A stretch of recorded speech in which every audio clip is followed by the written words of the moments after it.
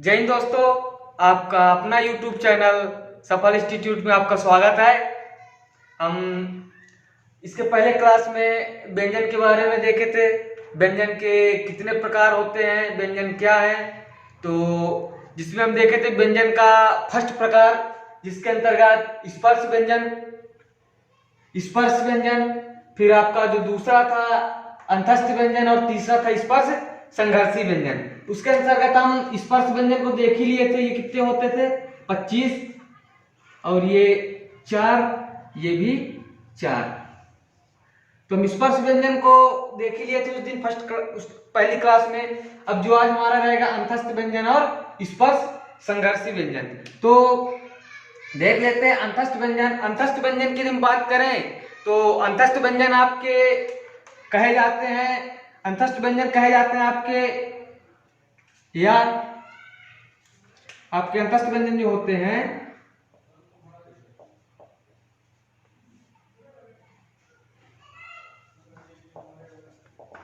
अंतस्थ व्यंजन जो होते हैं आपके, वो होते हैं या, रा, ला और वा। ये आपके अंतस्थ व्यंजन होते हैं। कभी कभार आपके पेपर में पूछ दिया जाता है कि अंतस्थ व्यंजन कौन से होते हैं, जिससे आपका ऑप्शन में दिया रहता है, कुछ ये रहते हैं का, खा से लेके जा तक कर दिया, फिर उसमें या कर दिया या ला कर दिया। उसमें आपको सेलेक्ट कर वो करना रहता है, चूज कि हमारा अंतस्थ व्यंजन कौन सा होगा। इस चीज को अच्छे से देख लीजिए।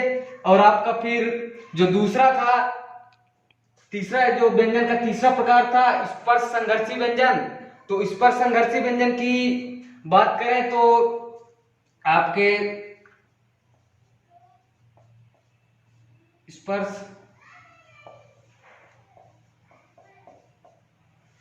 संघर्षी व्यंजन, स्पर्श संघर्षी व्यंजन जो आपके होते हैं, जिसे हम मूल व्यंजन कहते हैं। ये आपके हो गए मूल व्यंजन को, जैसे का, चा, टा, त, प। यह क्या होते हैं? स्पर्श संघर्षी व्यंजन, जिसे हम क्या बोलते हैं? मूल व्यंजन भी बोलते हैं। ये आपका हुआ व्यंजन के प्रकार। व्यंजन के तीनों प्रकार ये 25 होते हैं। ये देख लिए हम। ये आपके अंतस्थ व्यंजन हो गए 4, ये या, ला और वा। स्पर्श संघर्षी व्यंजन की हम बात करें तो आपकी ये हो गए का, चा, ट, त, प। ये आपके क्या होते हैं? स्पर्श संघर्षी व्यंजन होते हैं। हम देख लेते हैं इसी में जो आपके जहां से जो मोस्ट है, जिससे आपके क्वेश्चन अधिकतर बनते रहते हैं, जिसे हम बोलते हैं अल्प प्राण, महाप्राण। इसके बारे में हम देखेंगे। और आपका होता है अघोष और सघोष। यहां से आपके क्वेश्चन अधिकतर यहीं से क्वेश्चन पूछे जाते हैं कि आपके अल्प प्राण क्या है, अल्प प्राण कौन से होते हैं और महाप्राण कौन से होते हैं, उसके बारे में हम देखेंगे अल्प प्राण क्या है। तो अल्प प्राण क्या है, इसके बारे में हम भी देख लेते हैं। पता थी अल्प प्राण और महाप्राण।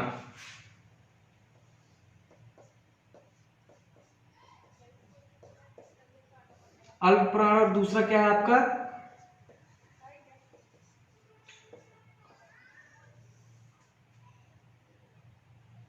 दूसरा है आपका महाप्राण। तो अल्प प्राण और महाप्राण, इसके बारे में हम देखेंगे अल्प प्राण क्या होता है और महाप्राण क्या होता है। अल्प प्राण के अंतर्गत आपके और आपका जो है अघोष और सघोष। अघोष क्या होता है और सघोष क्या होता है? उसमें जैसे आपका जो अल्प प्राण है, ये वे वर्ण होते हैं जिसके उच्चारण करने में हमें कम समय लगे। जैसे अल्प जब हम बोलते हैं अल्प प्राण, तो उससे प्रतीत होता है कम। अल्प मतलब कम। महाप्राण जब हम बोलते हैं, महा मतलब ज्यादा। जैसे जब होता है आपका अल्प प्राण मतलब कम समय। जिस वर्ण के उच्चारण में लगने वाला जो समय होता है, जिस वर्ण को जब हम उच्चारण करते हैं, उसको जब मुख से बोलते हैं, जो ध्वनि निकलती हो कम समय लगे। ऐसे हमारा जिस वर्ण के उच्चारण में मुख से कम स्वर निकले, उसे हम क्या बोलेंगे? अल्प प्राण कहते हैं।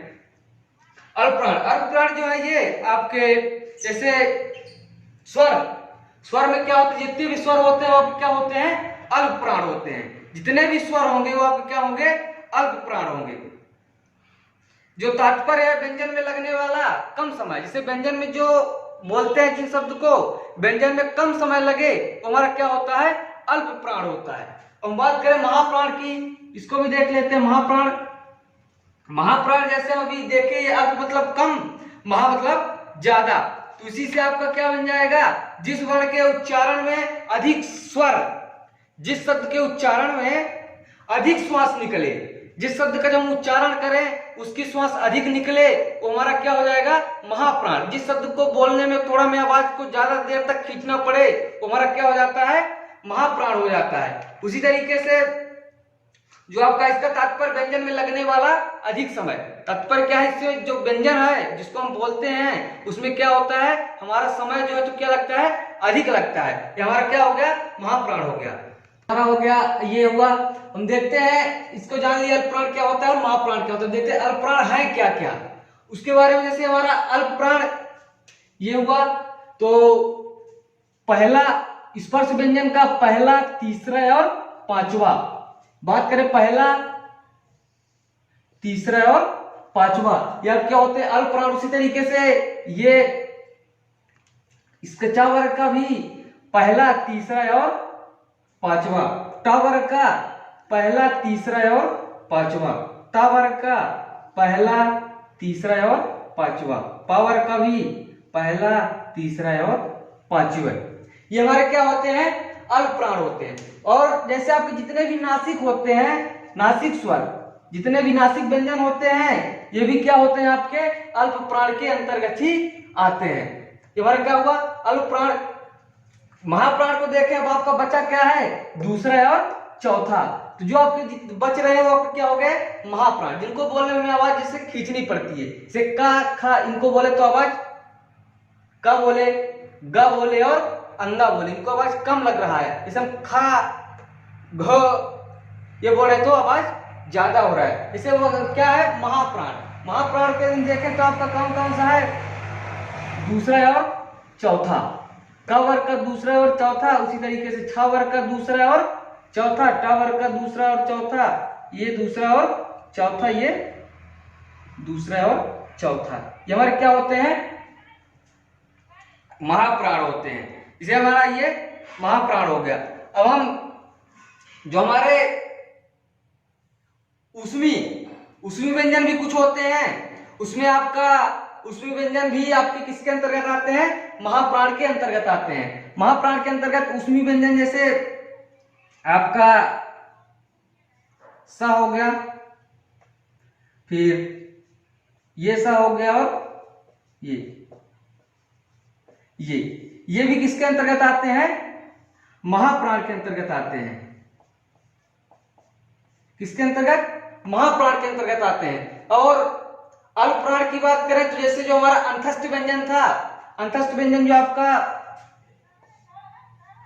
या, रा, ला, वा, ये आपके किसके अंतर्गत आते हैं, अल्पप्राण के अंतर्गत आते हैं। ये आपको उसमें जो होता है ये महाप्राण के अंतर्गत आता है। ये आपका अल्पप्राण और महाप्राण हुआ। इससे हमारे क्वेश्चन बनते हैं अल्पप्राण से, जैसे आपके क्वेश्चन बन जाते हैं कि जो हा है, हा ये अल्पप्राण है या महाप्राण है, इसके अंतर्गत जैसे आपके तीन और दे दिए जाते हैं, या दे दिया जाएगा, रा दे दिया जाएगा और झा दे दिया जाएगा, उसी के साथ में हा भी रहेगा।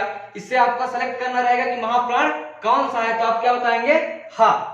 हा हमारा क्या है, महाप्राण है। ये आपका अल्पप्राण और महाप्राण, इससे आपके क्वेश्चन जो है तो अधिकतर इसी से बनते हैं। अब आपका है अघोष और सघोष, इसको देखेंगे अघोष क्या होते हैं और सघोष क्या होते हैं।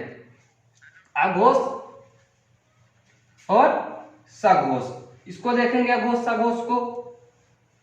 ये आपका अल्पप्राण महाप्राण, इससे आपके क्वेश्चन बनते ही रहते हैं अधिकतर।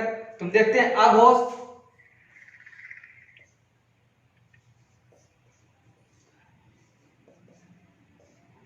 अघोष, और जो आपका दूसरा है वो है सघोष। सघोष तो हम देखेंगे अघोष क्या है और सघोष क्या है, इससे भी आपके क्वेश्चन अधिकतर बनते हैं अघोष और सघोष। ये भी पूछ लिया जाता है कि अघोष कौन सा है और सघोष कौन सा है, इसीलिए हम इसे अच्छे तरीके से देखेंगे अघोष और सघोष को। ये जो है तो अघोष, सबसे पहले अघोष को ये ऐसे वर्ण है जिन्हें बोलने में, ये ऐसे वर्ण है जिन्हें बोलने में कोई क्रिया पद क्रिया ना हो। जब हम बोले तो कोई क्रिया और पद क्रिया ना हो, बोलने में कंपन ना हो, हमारे क्या होते हैं अघोष होते हैं। जब हम बोले तो कोई क्रिया और पद क्रिया ना हो, बोलने में कंपन उत्पन्न ना हो, हमारे क्या होते हैं अघोष होते हैं। उसी तरीके से बात की जाए सघोष की, तो जब हम बोले जिस वर्ण को बोलने में स्वर तंत्र, जिस व्यंजन को जब हम बोलते हैं तो जो हमारा स्वर तंत्र होता है, स्वर तंत्र में जब हमारा कंपन उत्पन्न हो, स्वर तंत्र में जो हमारा कंपन उत्पन्न हो, वो हमारा क्या होता है सघोष होता है। अघोष हो गया और सघोष हो गया। जिस वर्ण में उच्चारण में केवल नाद का उपयोग होता है, तुम्हारा क्या होता है स्वघोष होता है। जैसे आपका अघोष जो है, तो अघोष की संख्या बात करें तो कितनी होती है 13, कितनी होती है 13। और सघोष सेम अघोष की संख्या 13, इसी का उल्टा कर दिया जाए तो 31। ये आपका अघोष की संख्या हो गई और ये आपकी सघोष की संख्या हो गई। जिस वर्ण में उच्चारण में केवल स्वर, ठीक है ना, तुम्हारा अघोष हो गया, ये सघोष। अघोष की जो संख्या होगी टोटल 13 होगी। इसमें जो हमारा अघोष होता है तो का वर्ग का दूसरा और सिर्फ पहला है और दूसरा। अघोष में का वर्ग, च वर्ग, ट वर्ग, ता वर्ग और प वर्ग। इसके जो पहले दूसरे ये का था, चा छा, टा ठा, ता था और प फा, ये हमारा किसके अंतर्गत आता है, ये हमारा आता है अघोष के अंतर्गत। उसी तरीके से देखें अघोष में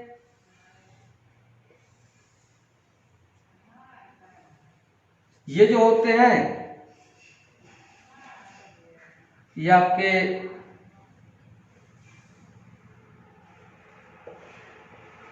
अघोष का था, च छ, ट ठ, त थ और प फ, ये क्या होते हैं अघोष।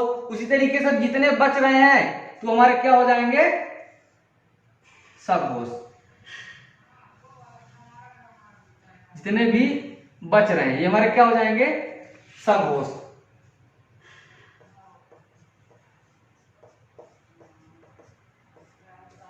सघोष का वर्ग, जो हमारा सघोष की बात करें तो का वर्ग के अंतर्गत गा घा अंगा, चा वर्ग के अंतर्गत चा छा इया, जा झा इया, टा वर्ग के अंतर्गत डा ढा अड़ा, ता वर्ग के अंतर्गत ड ध न, पा वर्ग के अंतर्गत प फ और ब, ये हमारे क्या होते हैं सघोष होते हैं। इसी तरीके से जो हमारे अंतस्थ व्यंजन थे या रा ला और वा, ये भी हमारे किसके अंतर्गत आते हैं सघोष के अंतर्गत। जितने भी अंतस्थ व्यंजन जो हमारे हैं 4, ये आपके सघोष के अंतर्गत ही आते हैं। उसी तरीके से जो हमारा उसमी व्यंजन था, उसमी व्यंजन के अंतर्गत जो हमने देखा था स स्व और ह, ये आपके थे, ये आपके किसके अंतर्गत आते हैं अघोष के अंतर्गत ही आते हैं। उसी तरीके से ये हमारा सघोष हुआ और अघोष हुआ। ये आपका सघोष अघोष, इससे भी आपके क्वेश्चन बनते हैं कि सघोष किसे कहते हैं, सघोष के अंतर्गत कौन कौन से आते हैं और अघोष के अंतर्गत कौन कौन से आते हैं। तो हमारा व्यंजन यहीं पे कंप्लीट हुआ। इससे आपके अधिकतर क्वेश्चन बनते हैं, इसको एक अच्छे तरीके से आपको देखना है। यदि आप को क्लास अच्छी लगी हो तो लाइक करें, यदि आप चैनल में नए हैं तो सब्सक्राइब करें और नोटिफिकेशन जो आपकी बेल आइकन होती है उसे दबाएं, जिसलिए आपको नोटिफिकेशन के रूप में हमारी जो नेक्स्ट क्लास आए, मोस्ट क्लास चलेगी, जिससे आपको नोटिफिकेशन के रूप में मिल सके। जय हिंद, धन्यवाद दोस्तों।